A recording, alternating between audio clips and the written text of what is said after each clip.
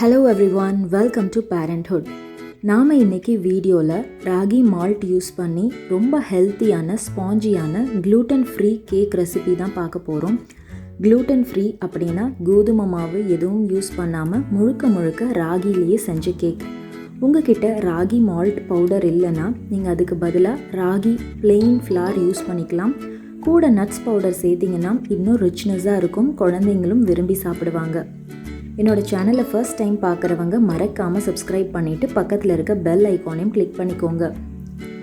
நான் இன்றைக்கி 1 கப் அளவுக்கு ராகி மால்ட் எடுத்திருக்கேன். நான் யம்மி நியூட்ரோ அப்படிங்கிற பிராண்ட்லேருந்து ராகி மால்ட் யூஸ் பண்ணியிருக்கேன். இவங்க பார்த்திங்கன்னா ரொம்ப ஹெல்த்தியாக ஹைஜீனிக்கான முறையில் எந்தவித கெமிக்கல்ஸ் ப்ரிசர்வேட்டிவ்ஸ் இல்லாமல் குழந்தைங்களுக்கு கொடுக்கறதுக்கு சேஃபான முறையில் ப்ரிப்பேர் பண்ணி கொடுக்குறாங்க. கீழே டிஸ்கிரிப்ஷன் பாக்ஸில் அவங்களோட லிங்க் இருக்குது, தேவைப்படுறவங்க போய் செக் பண்ணி பாருங்கள். 1 கப் ராகி மாவு, 1/2 கப் அளவுக்கு ப்ரௌன் சுகர், இதுக்கு பதிலாக நீங்கள் ஆர்கானிக் ஜாகரி கூட யூஸ் பண்ணிக்கலாம்.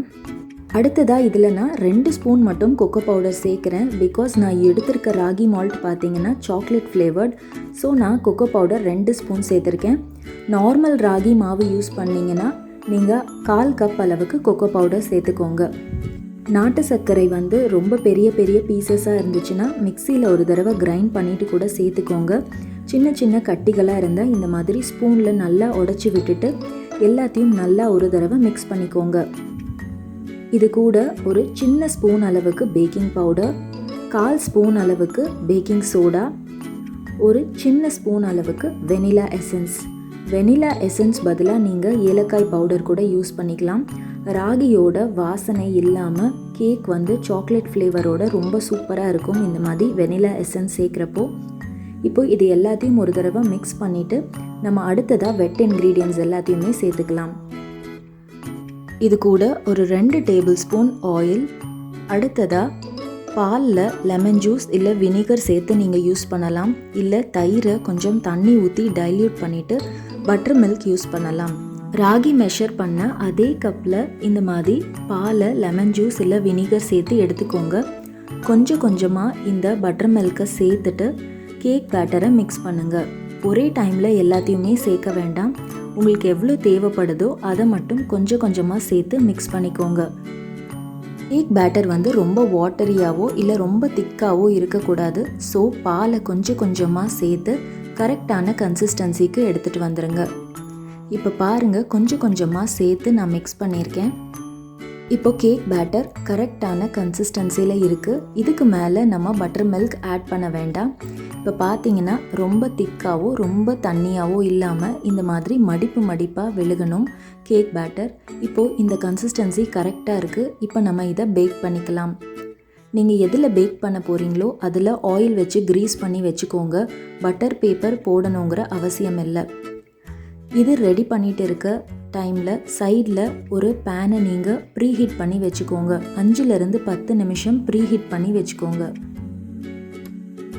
இப்போது அடுத்ததாக நான் இதை டெக்கரேட் பண்ணுறதுக்காக அவுட்டர் லேயரை சைடில் நட்ஸும் கொஞ்சம் மிடில் சாக்கோ சிப்ஸும் சேர்க்க போகிறேன். இது கம்ப்ளீட்லி ஆப்ஷனல் தான். உங்களுக்கு விருப்பம் இருந்தால் நட்ஸும் சாக்கோ சிப்ஸும் சேர்த்துக்கோங்க. இது கம்ப்ளீட்லி ஆப்ஷனல் தான். விருப்பம் இல்லாதவங்க கேக் பேட்டர் மட்டும் நீங்கள் பேக் பண்ணி எடுத்துக்கோங்க. ஒரு பேனில் கீழே ஸ்டாண்ட் இல்லைன்னா பிளேட் வச்சுட்டு பேக் பண்ண போகிற இந்த கிண்ணத்தை மேலே வச்சுக்கோங்க. இதை மூடிட்டு ஒரு 45 to 50 மினிட்ஸ் டிஸ்டர்ப் பண்ணாமல் விட்டுருங்க. 45 மினிட்ஸில் ஒரு தடவை செக் பண்ணி பாருங்கள். டூத் பிக்கில் ஒட்டாமல் வந்தால் கேக் ரெடி ஆயிடுச்சுன்னு அர்த்தம். இப்போ நம்ம இதை கவர் பண்ணி ஒரு 45 மினிட்ஸ் பேக் பண்ணி எடுத்துக்கலாம். எனக்கு கேக் பேக் ஆகிறதுக்கு 50 மினிட்ஸ் ஆச்சு. ஒரு டூத் பிக் வச்சு நீங்கள் செக் பண்ணி பார்த்தீங்கன்னா க்ளீனாக ஒட்டாமல் வந்தால் ரெடி ஆயிடுச்சுன்னு அர்த்தம். நல்லா கம்ப்ளீட்லி ஆறுனதுக்கப்புறமா இதை டீமோல்ட் பண்ணிக்கலாம்.